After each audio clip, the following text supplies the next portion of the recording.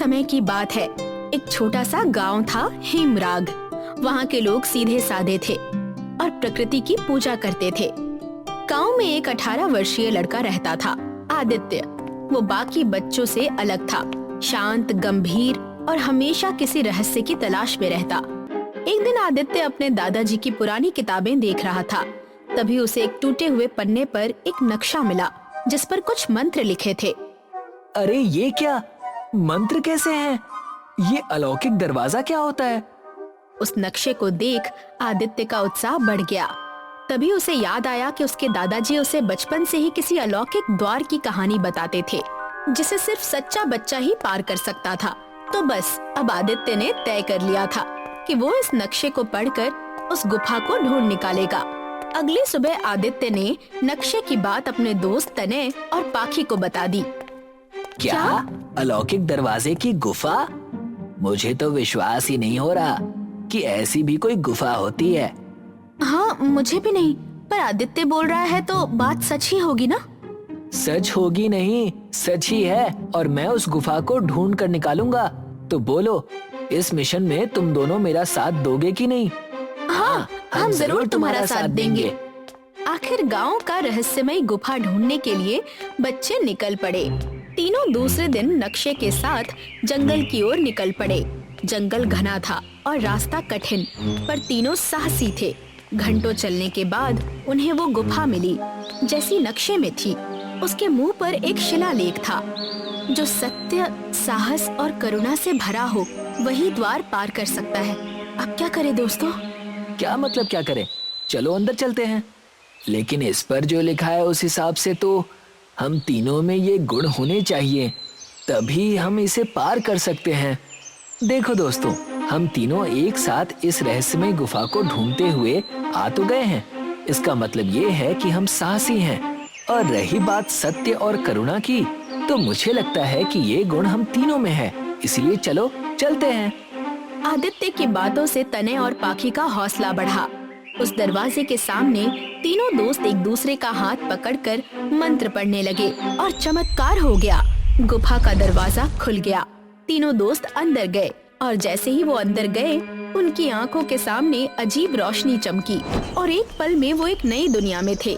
वहाँ पेड़ बोलते थे, नदियाँ गाती थी और आकाश में 3 चंद्रमा चमकते थे। आदित्य, ये सब क्या है? ये तो बिल्कुल किसी सपने जैसा है। वो तीनों इस जादुई दुनिया को देख ही रहे थे कि तभी उन्हें किसी की आवाज आई। आखिर तुम सब आ ही गए। तुम्हें इस अलौकिक दरवाजे ने ही तो चुना है। अरे ये आवाज कैसी? जैसे ही तीनों ने पीछे मुड़कर देखा तो एक जादुई पेड़ उनसे बात कर रहा था। डरने की जरूरत नहीं है, तुम सब यहाँ सुरक्षित हो। लेकिन आपने ये क्यों कहा कि हमें चुना गया है? क्योंकि इस दुनिया को काल रात्रि नाम का एक भयानक अंधकार निगल रहा है। ये दुनिया पक्षियों और अन्य जीवों के लिए बनाई गई थी, लेकिन काल रात्रि राक्षस ने इस पर कब्जा कर लिया है, जिसकी वजह से ये दुनिया दूषित हो रही है और धीरे धीरे नष्ट हो रही है। क्या सच में? हाँ, लेकिन आज इतने सालों बाद तुम तीनों ने इस दरवाजे को पार किया है। इसका मतलब काल रात्रि का अंत होने को है। तुम तीनों समझदारी और इकट्ठे होकर इस दुनिया को बचा सकते हो। तुम्हें बस उस काल रात्रि की गुफा को ढूंढकर उसे नष्ट करना है। उस जादुई पेड़ की बात सुनकर आदित्य, पाखी और तनय तीनों ही काल रात्रि के गुफा को ढूंढने के लिए आगे बढ़ते हैं। ये रास्ता उनके लिए कठिन था, लेकिन गुफा की ओर निकलने से पहले जादुई पेड़ ने उन तीनों को 3 अलग अलग मंत्र दिए थे, जिससे रक्षा शस्त्र बनाया जाता था। जादुई पेड़ की बात सुनकर आदित्य और उसके दोस्त गुफा की ओर निकल पड़े, लेकिन उन्हें नहीं पता था कि काल रात्रि के सेवक उन पर नजर रखे हुए हैं और किसी भी क्षण उन्हें रोक सकते थे। तभी यात्रा के दौरान एक रहस्यमय लड़की मिली, निशा। उसने कहा कि वो भी उनकी तरह काल रात्रि का अंत करने निकली है। तो तुम्हारा कहना है कि तुम भी हमारे साथ हो? हाँ। लेकिन हम तुम्हें जानते नहीं हैं, फिर हम तुम पर भरोसा कैसे कर सकते हैं? आदित्य की बातों से निशा हड़बड़ा गई। आदित्य को क्या जवाब दिया जाए, उसे कुछ समझ नहीं आ रहा था। उसकी आंखों में आंसू भर गए, जिसे देखकर तने को उस पर दया आ गई और सबको समझाकर अपनी टीम में उसे शामिल कर लिया। तुम सबका धन्यवाद, तुमने मुझे इस टीम में शामिल करके मेरा काम और आसान कर दिया। अरे ऐसी कोई बात नहीं है, तुम अब हमारी भी दोस्त हो, है ना दोस्तों? तने की बात पर आदित्य और पाखी ने हामी तो भर ली थी, लेकिन ना जाने क्यों पाखी को निशा पर शक था। उसे बार बार लग रहा था कि कुछ तो गड़बड़ है। देखते ही देखते दिन बीतते गए और निशा तने के साथ कुछ ज्यादा ही घुलने मिलने लगी, मानो वो उसे अपने जाल में फंसाना चाहती हो। आदित्य, ये निशा तने के साथ कुछ ज्यादा ही घुल गई है ना? हाँ, हमें जरा बचकर रहना चाहिए। पाखी के साथ आदित्य को भी निशा पर शक होने लगा था, लेकिन जिसका डर था वही हुआ। निशा ने तने को अपने वश में कर लिया था। काल रात्रि के गुफा के पास पहुंचने के बाद जैसे ही उन्होंने मंत्र पढ़ना शुरू किया, तने कमजोर पड़ने लगा। उसे चक्कर आने लगे और वो बेहोश हो गया, जिसके कारण काल रात्रि की गुफा खत्म होने के बजाय खुल गई। आखिरकार मेरा काम पूरा हो ही गया। मैंने कर दिखाया। मैंने तुम्हें रोक दिया और काल रात्रि को मुक्त कर दिया। मतलब तुम हो कौन? काल रात्रि की सेविका हूँ, जो यहाँ तुम्हें रोकने आई थी। निशा की बात सुनकर सब दंग रह गए। उन्हें कुछ समझ नहीं आ रहा था कि क्या करें। अब अंधकार चारों ओर फैल चुका था। निशा वहाँ से भाग निकली थी। आदित्य, तने और पाखी को विश्वासघात से ठेस पहुंची थी, पर उन्होंने हार नहीं मानी। दोस्तों, अब हम क्या करेंगे? काल रात्रि का अंधकार तो फैल चुका है। दोस्तों, घबराने की जरूरत नहीं है। चलो फिर से मंत्र पढ़ना शुरू करते हैं। हम अभी भी जीत सकते हैं। हाँ, तुम सही कह रहे हो। आदित्य की बातों से सबका हौसला बढ़ गया। तीनों ने आंखें बंद करके फिर से मंत्र पढ़ना शुरू किया। अचानक हवाएं तेज होने लगी। आसमान से एक रोशनी आदित्य, पाखी और तने पर पड़ी। जैसे उन्होंने आंखें खोली तो देखा आदित्य के हाथ में एक दिव्य रक्षा शस्त्र था, और उस शस्त्र को पाते ही आदित्य ने उसे अपनी जी जान लगाकर काल रात्रि के गुफा पर फेंक दिया, जिसका अंजाम ये हुआ कि काल रात्रि की गुफा टूटकर बिखर गई। उसकी छाया मिट गई। हम जीत गए दोस्तों। तीन दोस्त मिलकर अपनी जीत मना रहे थे। तभी वो जादुई पेड़ फिर से प्रकट होकर बोलता है, शाबाश बच्चों, तुमने ये सिद्ध कर दिया कि सच्चे हृदय और एकता से हर अंधकार को मिटाया जा सकता है। वृक्ष देवता की बात सुनकर तीनों खुश हुए। आखिर आदित्य, तने और पाखी वृक्ष देवता का आशीर्वाद लेकर हिमराग गांव लौट आए। गर्मियों की दोपहर में गांव के चौराहे पर कुछ किसान बैठे हुए थे। उन सब के चेहरे पर चिंता और थकान झलक रही थी। जमींदार के गुंडे गांव में घूम रहे थे। अशोक एक कोने में अपनी पत्नी लीला से बातें कर रहा होता है। लीला, ये भैरव सिंह हमारी जान तक ले लेगा। जमीन छीनकर वो क्या करेगा? जब खेतों में कुछ उगेगा ही नहीं तो उसका लालच किस काम का? अशोक, क्रोध से कुछ नहीं होगा। हमें अपनी जमीन बचाने के लिए कोई और तरीका ढूंढना होगा। कैसा तरीका लीला? बारिश नहीं हुई, फसल नहीं उगी, हमारी बंजर जमीन पर कुछ भी नहीं बचा। अब इस गांव में रहना मौत को बुलाने जैसा है। तभी गांव के मुखिया रामदास पास आते हैं। अशोक, तुम सही कह रहे हो। भैरव सिंह ने गांव को नर्क बना दिया है। लेकिन बेटा, अगर तुम जैसे लोग भी हार मान लोगे तो इस गांव का क्या होगा? मुखिया जी, मैं लड़ना चाहता हूँ, लेकिन कैसे? मेरे पास अब कुछ भी नहीं बचा। तुम्हारे पास तुम्हारी मेहनत और हिम्मत है अशोक, ये मत भूलो। अशोक चुप हो जाता है, लेकिन उसकी आंखों में सवाल और गुस्सा साफ दिखाई देता है। अगले दिन अशोक थका हुआ जंगल के किनारे बैठा था। उसके चेहरे पर चिंता की लकीरें थी। अचानक उसे पेड़ों के पीछे से किसी के चलने की आवाज आती है। एक बूढ़ा व्यक्ति लकड़ी का सहारा लिए धीरे धीरे अशोक के पास आता है। क्या सोच रहे हो बेटा? आप कौन हैं और इस वीरान सी जगह में क्या कर रहे हैं? मैं एक मुसाफिर हूँ, लेकिन तुमसे ज्यादा खोया हुआ नहीं हूँ। लगता है तुमने जिंदगी से हार मान ली है। हारता वही है जिसके पास कुछ बचा ना हो। मेरी जमीन बंजर है, मेरा परिवार भूखा है और जमींदार मेरा सब कुछ छीनने पर तुला है। अब हार ही एकमात्र रास्ता है। हारने वाला नहीं, लड़ने वाला दुनिया बदलता है। तुम किसान हो और किसान के हाथ में धरती को बदलने की ताकत है। ताकत? मेरी जमीन सूखी है, उसमें कोई ताकत नहीं बची। तो ताकत मैं दूंगा। ये लो, ये 3 बीज, इन्हें अपनी जमीन में बो देना और याद रखना, जो उगेगा वो तुम्हारी किस्मत बदल देगा। बूढ़ा 3 छोटे छोटे बीज अशोक के हाथ में रखता है। ये बीज क्या करेंगे? ये कोई जादू है? जादू और मेहनत में फर्क तुम्हें जल्दी ही समझ में आएगा, लेकिन याद रखना, जो चमकेगा उसे संभाल पाना आसान नहीं होगा।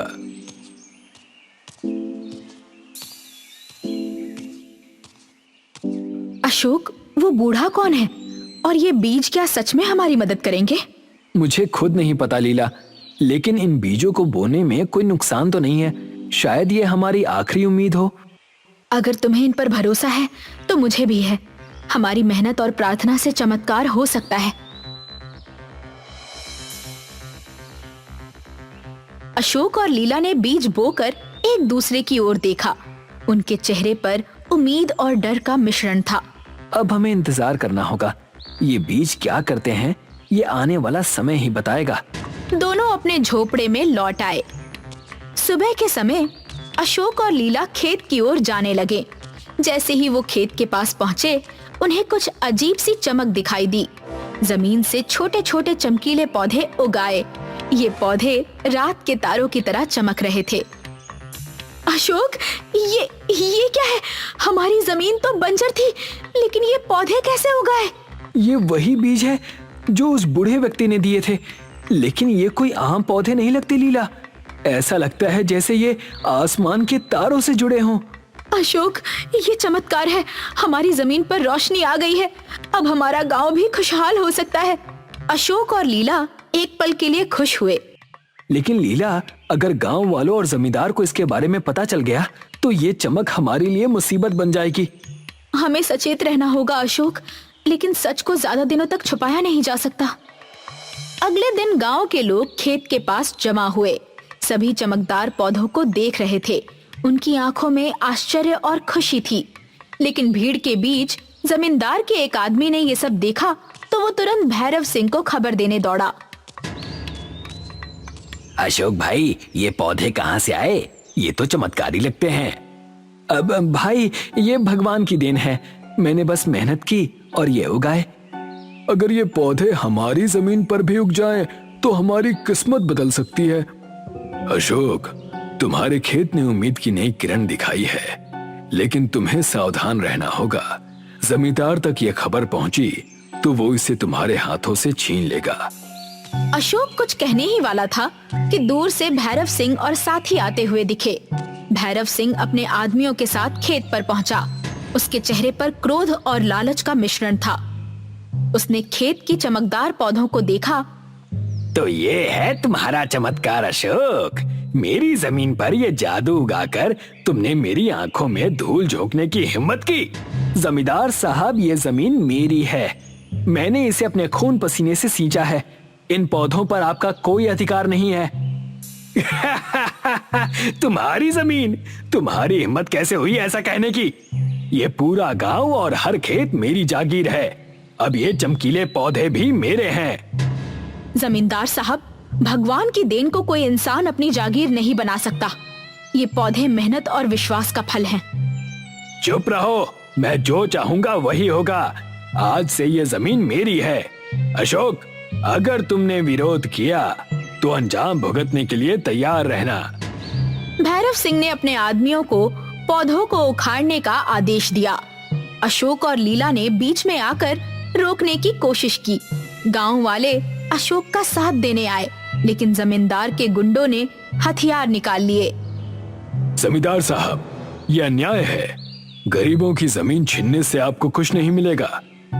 मुझे सोना मिलेगा, समझे? ये पौधे कोई आम चीज नहीं है। मुझे इनकी चमक से खजाने की गंध आ रही है। जमींदार ने आदमियों को पौधे उखाड़ने के लिए छोड़ दिया और वहां से चला गया। अशोक और लीला चिंतित हो गए।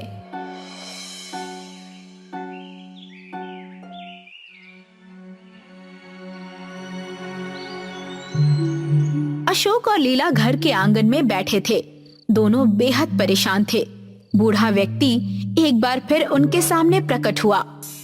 अशोक, मैंने तुम्हें पहले ही चेतावनी दी थी। इन पौधों की चमक केवल तुम्हारी मेहनत का फल नहीं, बल्कि एक रहस्य का द्वार है। कौन सा रहस्य? ये पौधे नक्षत्र लोक का द्वार खोलते हैं। उस लोक में एक खजाना छिपा है, लेकिन लालच से भरे इंसान वहां नहीं पहुंच सकते। अगर ऐसा है तो जमींदार वहां भी पहुंचने की कोशिश करेगा। हमें क्या करना होगा? तुम्हें नक्षत्र लोक का द्वार खोलना होगा, लेकिन याद रखना, जो वहां जाएगा उसे अपने मन की सच्चाई का सामना करना होगा। अशोक और लीला ने एक दूसरे की ओर देखा। उनके चेहरे पर डर और हिम्मत दोनों ही झलक रहे थे। वो जानते थे कि अब उन्हें जमींदार से टकराना ही होगा। बूढ़ा व्यक्ति अशोक और लीला को खेत में ले आता है। पौधों की चमक पहले से तेज हो गई थी, जैसे आसमान पर तारे तेजी से टिमटिमा रहे हों। अशोक, समय आ गया है। इन पौधों की चमक नक्षत्र लोक का द्वार खोल रही है। तुम दोनों को वहां जाना होगा, लेकिन याद रखना, खजाने तक पहुंचना आसान नहीं होगा। लालच और भय तुम्हारे सबसे बड़े दुश्मन बनेंगे। अगर इससे हमारे गांव की बंजर जमीन को जीवन मिल सकता है, तो हम इस परीक्षा के लिए तैयार हैं। हमने अपनी मेहनत और सच्चाई से यहाँ तक का सफर तय किया है। अब हम पीछे नहीं हटेंगे।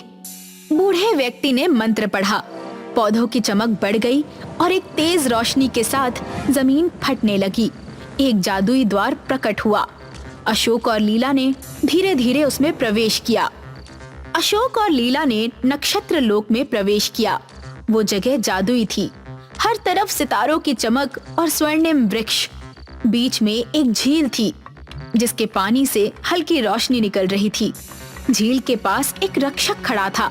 उसका आकार विशाल और चमकदार था। कौन हो तुम और यहाँ क्यों आए हो? मैं अशोक हूँ, एक किसान। मैं यहाँ अमृत जल लेने आया हूँ, ताकि हमारी बंजर जमीन को उपजाऊ बना सकूं और गांव वालों की भूख मिटा सकूं। अमृत जल केवल उसे मिलेगा जो निस्वार्थ और सत्यनिष्ठ होगा। ये जल लालचियों को नष्ट कर देता है। क्या तुम्हारा दिल सच्चा है? हमने अपनी मेहनत से इन पौधों को उगाया है। हमारा उद्देश्य केवल अपने गांव को बचाना है। रक्षक मुस्कुराता है, लेकिन तभी नक्षत्र लोक में तेज आवाज गूंजी। भैरव सिंह और उसके आदमियों ने जादुई द्वार के जरिए प्रवेश किया। तो यही है वो खजाना। अशोक, तुम मूर्ख हो। ये खजाना अब मेरा है। इसे मैं सोने और धन में बदल दूंगा। अमृत जल लालचियों के लिए नहीं है। अगर तुम इसे छूओगे तो ये तुम्हारा विनाश कर देगा। कोई मुझे नहीं रोक सकता। मैं अपनी ताकत से इसे हासिल कर लूंगा। भैरव सिंह झील की ओर बढ़ा। जैसे ही उसने अमृत जल को छुआ, झील का पानी आग की लपटों में बदल गया। भैरव सिंह और उसके आदमी चीखते हुए नष्ट हो गए। अशोक और लीला ने भयभीत होकर सब कुछ देखा।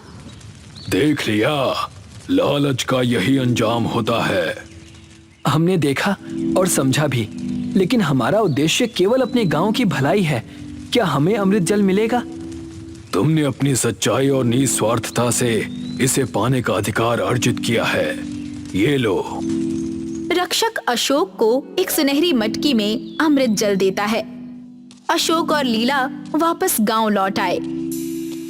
उन्होंने अमृत जल अपनी जमीन पर छिड़का। देखते ही देखते बंजर जमीन पर हरियाली फैलने लगी। खेतों में फसलें उगने लगी। गांव के लोग खुशी से झूम उठे। अशोक, तुमने हमारी उम्मीद को सच कर दिखाया। अब ये गांव फिर से समृद्ध होगा। ये हमारी मेहनत और सच्चाई का फल है।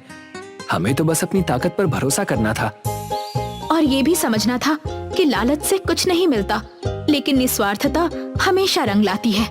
गांव के लोगों ने अशोक और लीला को धन्यवाद कहा। गांव में हर कोई खुश था। अशोक और लीला खेत के पास थे। बूढ़ा व्यक्ति एक बार फिर उनके सामने प्रकट हुआ। कौन है बाबा, और आपने हमारी मदद क्यों की? अशोक, मैं नक्षत्र लोक का रक्षक हूँ। सदियों से मैं धरती पर भ्रमण करता हूँ और उन लोगों की तलाश करता हूँ जो सच्चाई और निस्वार्थता के साथ अपनी जमीन और जीवन को संवारने का सपना देखते हैं। लेकिन हमें क्यों चुना? क्योंकि मैंने तुम्हारी मेहनत और सच्चाई को देखा था। तुम्हारे जैसे लोग ही अमृत और नक्षत्र लोक की शक्ति का सही उपयोग कर सकते हैं।